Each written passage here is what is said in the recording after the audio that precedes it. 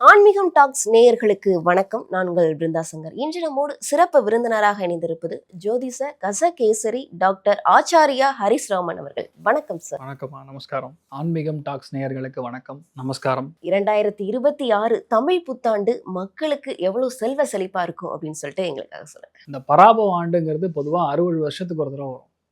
இந்த ஆண்டுடைய பலன்கள் அப்படிங்கிறது எவ்ரி இயர் இருந்தாலுமே இந்த பராபவம் அப்படிங்கிறது 60 இயர்ஸ் ஒன்ஸ் வருது. அதில் மெயினான காம்பினேஷன் பார்த்தீங்கன்னா சனி குரு ரெண்டுமே திரிகோணத்தில் மாட்டுவதுங்கிறது சராசரியாக 30லேருந்து 32 வருஷத்துக்கு ஒரு தடவை தான் இந்த மாதிரி காம்பினேஷன் வரும். ஸ்பெசிஃபிக்காக குருவுக்கு ஸ்தான பலம் கிடையாது.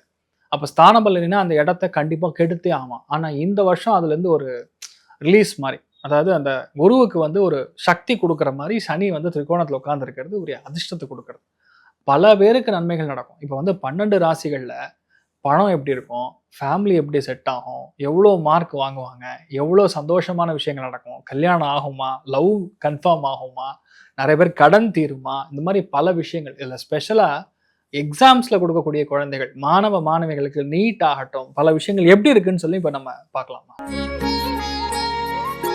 சார், ரிஷபராசிக்காரர்களுக்கு இந்த தமிழ் புத்தாண்டு எந்த அளவுக்கு சிறப்பா இருக்கு? இருக்கிறதுலே டாப் மோஸ்ட் பலன்கள் அப்படிங்கிறது ரிஷபத்துக்கு தான் இந்த பராபவ ஆண்டில் இருக்கு அப்படிங்கிறது உண்மை. ஏன்னா எப்பவுமே நறுமணமா இருக்கணும், ஜாலியா இருக்கணும், ஜெகஜோதியா இருக்கணும், சந்தோஷமா இருக்கணும். எப்பவுமே நம்ம கூட இருக்கிறவங்க எல்லாருமே ரொம்ப சந்தோஷமா இருக்கணும் அப்படிங்கக்கூடிய மனநிலை இருக்கக்கூடிய ஆட்கள் ரிஷபம். ரிஷபத்தினால பொதுவா என்னால் முடியாது சாரி அப்படின்னு சொல்ல முடியாது. எந்த ஒரு நிலைமையா இருந்தாலும் சரி அவங்க ட்ரை பண்ணி உங்களுக்கு ஹெல்ப் பண்ண தான் ட்ரை பண்ணுவாங்க. ரிஷபராசி நண்பர்களுக்கு மெயின் விஷயமே 3ஆம் இடத்துல குரு போய் உட்காந்து உச்சஸ்தானம் பெற போகிறார். இப்போ என்னன்னா, ஜூனுக்குள்ளேயே உங்களுக்கு பணம் நல்லா வரும். பணப்புழக்கம் குருஸ்தானம், குரு நட்சத்திரமாகிய புனர்பூச நட்சத்திரத்தில் சஞ்சாரம் செய்யும் போது ரிஷபராசி நண்பர்களுக்கு கண்டிப்பாக பணப்புழக்கத்தில் கிளாஸ்.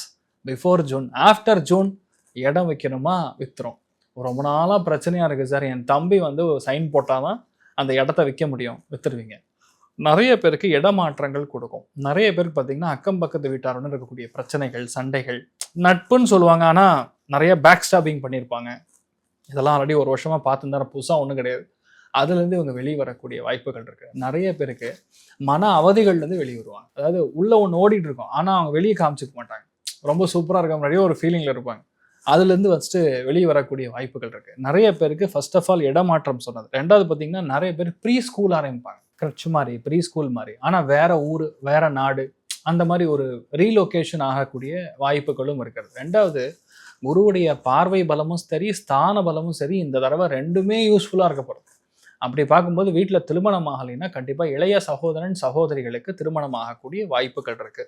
நிறைய பேருக்கு ஆன்லைனில் புதுசாக ஒரு வெப்சைட் மாதிரி ஒன்று ஆரம்பிப்பாங்க, இல்லை புதுசாக ஒரு சாஃப்ட்வேரில் ஒரு பிஸ்னஸ், ஒரு ஆப் வச்சு ஒரு business, online food delivery, online சம்மந்தப்பட்ட ஏதாவது ஒரு விஷயத்த அவங்க பண்ணி அது பெரிய அளவுக்கு ஜெயிக்கக்கூடிய ஒரு பிராப்தம் கொடுக்க போகிறதுன்னு சொல்லலாம். ரெண்டாவது பார்த்தீங்கன்னா, ராகு போய் உட்காந்துருக்கிற ஸ்தானம் வேலையில் உங்களை யாருமே கொஞ்சம் கூட பகச்சிக்கவே முடியாத அளவுக்கு ஒரு பிரம்மாண்டத்தை கொடுக்கும்.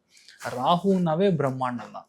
இப்போ பார்த்தீங்கன்னா சங்கர் படங்களில் மோஸ்ட்லி எல்லாமே பெருசாக இருக்கும். இப்போ பாகுபலி படத்தில் பார்த்தீங்கன்னா சின்னதாக போய் பல்லா போய் ஒருத்தன் தூக்கிட்டு வாடான்னு சொன்னால் 10,000 தலைகள் விழுகாமா, எதுக்கிட்ட 10,000 பேரை கொள்ளணும் அப்படிங்கிற மாதிரி அந்த ராகுங்கிறது பிரம்மாண்டத்தை கொடுக்கும்னு சொல்லுவோம். அப்படி ஒரு ஸ்தானம் இப்போ ரொம்ப பிரைட்டாக இருக்குது.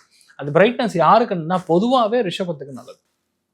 இப்போ மீடியாவில் இருக்கிறவங்க ஒன்றும் இல்லை, சாதாரணமாக அலைஞ்சு தெரிஞ்சு செய்யக்கூடிய இப்போ ஸ்விக்கி டெலிவரியிலேருந்து யார் வேணால் எடுத்துங்க, அவங்க எல்லாருக்குமே எதிர்பாராத ஒரு இன்சூரன்ஸ் மாதிரி, எதிர்பாராத ஒரு கிஃப்ட் மாதிரி, ஒரு சலுகை மாதிரி இதெல்லாம் கிடைக்கப்பெறக்கூடிய வாய்ப்புகள் ரிஷபத்துக்கு ரொம்ப ஓஹோன்னே இருக்குது. மனசில் எவ்வளோ சங்கடங்கள் இருந்தாலும் அந்த சங்கடங்கள் எல்லாமே ஃபஸ்ட்டு தீரும். ஒன்று. ரெண்டாவது, இடம் வைக்கணும், வீடு வைக்கணும், இந்த மாதிரி விஷயங்கள் எல்லாமே நடக்கிறது போக இப்போ என்னன்னா, ரிஷபத்துக்கு ரொம்ப பாசிட்டிவான ஒரு விஷயமே அப்பார்ட்மெண்ட் வாங்குறது.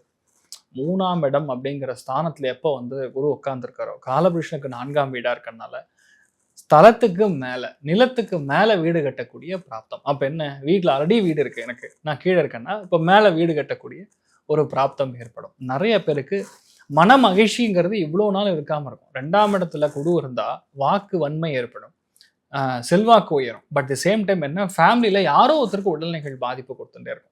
ஆனால் இப்போ அந்த உடல்நிலைகள் பாதிப்பு எல்லாமே கிளியர். இப்போ என்ன பார்த்துக்கணும், மெயினாக ஷோல்டர் பகுதிகள், சைனஸ் சம்மந்தப்பட்ட விஷயங்கள், மூச்சு சம்மந்தப்பட்ட பாதிப்புகள் ஒன்று. ரெண்டாவது, கழுத்து பின்புறம், இது எல்லாமே கொஞ்சம் ஹைலைட் பாயிண்ட்ஸ். இதை மட்டும்தான் இவங்க மெயினாக பார்த்துக்கணும். இப்போ கஷ்டம் அப்படிங்கிறது உங்கள் ஜாதகத்தில் எவ்வளோ மோசமாக இருந்தாலும் சரி, இந்த பராபவ ஆண்டில் குரு உச்சஸ்தானம் பெறும்போது உங்களுக்கு நன்மதிப்பு வரும், மரியாதை வரும். ரெண்டாவது பெரிய புகழ் அடையக்கூடிய ஸ்தானம். எவ்வளோ மோசமான கெட்ட பேரு நீங்க இருந்தாலும் சரி, அந்த கெட்ட பேர் காலியாகும். புது புது சான்ஸா வரும். நம்மளே எதிர்பார்க்க மாட்டோம். திடீர்னு போயிட்டு இருப்போம், பஸ்லயோ ட்ரெயின்லயோ ஃப்ளைட்லயோ பார்ப்போம், ஒரு பெரிய மனிதரை பார்ப்போம், டக்குன்னு அவர் மூலியமா நமக்கு ஒரு சான்ஸ். இதான் நீங்க பண்றீங்களா, okay come to office let us meet அப்படிமா டக்குன்னு லைஃப் மாறுறது கண் கூட பார்ப்பாங்க. மெயினா பெண்களுக்கு ரொம்ப சாதகமா இருக்கு. நிறைய பேர் இந்த டைம் பீரியட்ல அக்ரிமெண்ட் போடுறது, ஏதாவது புது விஷயத்த வந்து ஆரம்பிக்கிறதுங்கிற மாதிரி இந்த ரிஷபத்தில் பிறந்த நிறைய பேருக்கு யோகத்தை கொடுக்கறது. பேங்க்ல எந்த லோன் வாங்கினாலும் அதை க்ளோஸ் பண்ணக்கூடிய எபிலிட்டி நல்லா புரிஞ்சுக்கணும். லோன் க்ளோஸ் ஆகக்கூடிய எபிலிட்டி ரிஷபத்துக்கு ரொம்ப ஜோரா இருக்கு. அதனால இந்த ஆண்டு எப்படி பார்த்தாலும் சரி ரொம்ப ஜோரா இருக்கக்கூடிய ஸ்தானம் தான். கண்டிப்பா இப்ப நீங்க சொல்ற மாதிரி லோன் பிரச்சனை தீரும் அப்படின்னாலே கடன் பிரச்சனை தீரும் அப்படின்னு அர்த்தம். அவர்களுடைய பண வரவு எந்த மாதிரி இருக்கும் சார்? இப்போ என்னன்னா மோஸ்ட்லி இப்போ பண வரவுகளை ஜூனுக்குள்ளேயே வரக்கூடிய பணம் வந்து அவங்க அப்படியே சேமிச்சு வச்சுக்கிறது தான். இப்போ அதுக்கப்புறம் பார்த்தீங்கன்னா ஆஃப்டர் அக்டோபருக்கு அப்புறம் தான் பெரிய பணம்ங்கிறது எதிர்பார்க்க முடியும். இப்போ என்னன்னா அவங்க இன்வெஸ்ட்மெண்ட் பண்ணக்கூடிய ஒரு ஸ்ட்ராட்டஜிஸ் ஓடும். இப்போ நிறைய பேர் பாண்ட்ஸில் போட்டிருக்காங்க, லாங் டைம் போட்டிருக்காங்க, செக்யூர்டு இதெல்லாம் போட்டிருக்காங்கன்னா அதெல்லாம் இப்போ பணமாக வரும். அந்த ரேட் அப்படியே இன்க்ரீஸ் ஆகும். அதெல்லாம் உங்களுக்கு இன்னொன்று, ரிஷபத்தில் பிறந்த நிறைய பேர் பார்த்தீங்கன்னா செக்யூர் கோல்டு பாண்ட்ஸில் இன்வெஸ்ட் பண்ணுவாங்க. இந்த வருஷம் இந்த பராபவ ஆண்டில் இன்வெஸ்ட்மெண்ட் வந்து அதில் போகும். அது ஒரு பெரிய ஒரு வெற்றியை கொடுக்கும். எப்படி இருந்தாலும் கடன் தீரப்போகுதுன்னா then you need not worry, தைரியமாக இருக்கலாம். மாணவர்கள், அதாவது ரிஷபராசியில் இருக்கக்கூடிய மாணவர்களுக்கு எந்த மாதிரியான முன்னேற்றங்கள் இருக்கும்? மெயினான டிப் ஒன்று சொல்லணும்னா, மாணவ மாணவிகள் சோஃபாவில் உட்காந்து படிக்க ஆரம்பிச்சிங்கன்னா இந்த ஒரு டைம் பீரியட் நான் சொல்ல இந்த பராபவ ஆண்டு முழுக்க முழுக்க இவங்க என்ன எதிர்பார்க்குறவங்களோ அது நடக்கும்.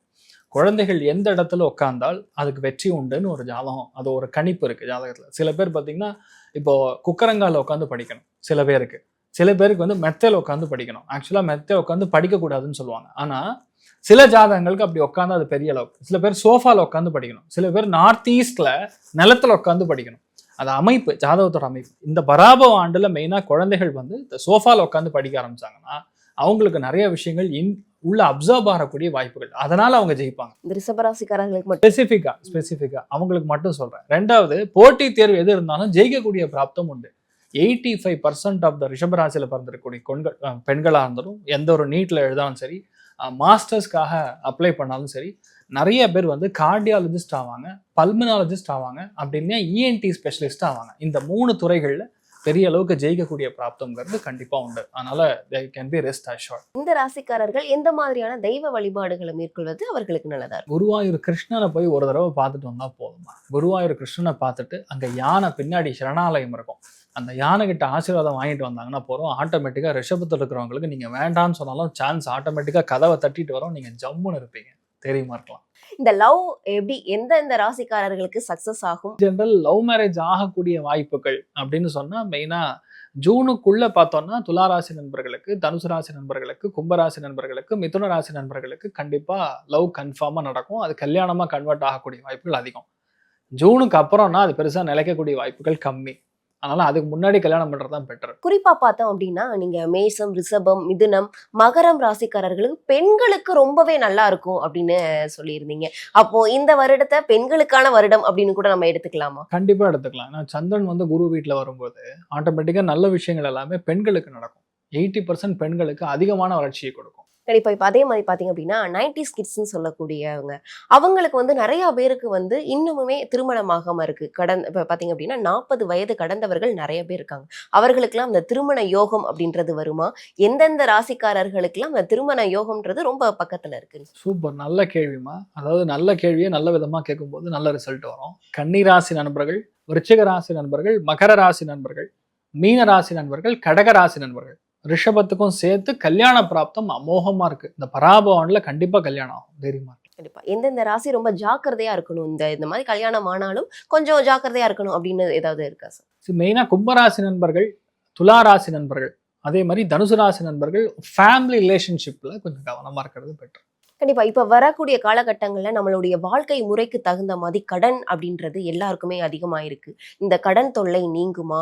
அவர்களுடைய தொழில்ல முன்னேற்றம் அடைந்து அந்த ப்ரமோஷன் கிடைச்சி இல்லைன்னா ஃபாரின் அந்த மாதிரி போய் அவர்களுடைய கடன் தொல்லையை நீக்குவதற்கான வாய்ப்பு எந்தெந்த ராசிக்காரர்களுக்கு இருக்கு? மெயினா ரிஷபத்துக்கு, மீனத்துக்கு, மகரத்துக்கு, விருச்சிகத்துக்கு, கன்னிக்கு பிளஸ் கடகம், இவங்க அத்தனை பேருக்குமே தொழில், வேலை, முன்னேற்றம், ஃபேமிலி எல்லாம் செட் ஆயிடும் தைரியமா இருக்கலாம். 12 ராசிக்காரர்களுக்கும் என்னென்னலாம் பண்ணலாம், என்னென்னலாம் பண்ணக்கூடாது அப்படின்ட்டு அந்த ராசிக்கு தகுந்த மாதிரி நிறைய விஷயங்கள் சொன்னீங்க. கண்டிப்பா அவர்களுக்கு ரொம்பவே பயனுள்ளதா இருக்கும். தொடர்ந்து நம்ம இதே மாதிரி பல நிகழ்ச்சிகளை சந்திக்கலாம். நன்றி சார். சர்வே ஜனா சுகினோ பவந்து, சமஸ்த சன்மங்களானி பவந்த்ரோணு கொண்டு ததாஸ்து. நன்றி.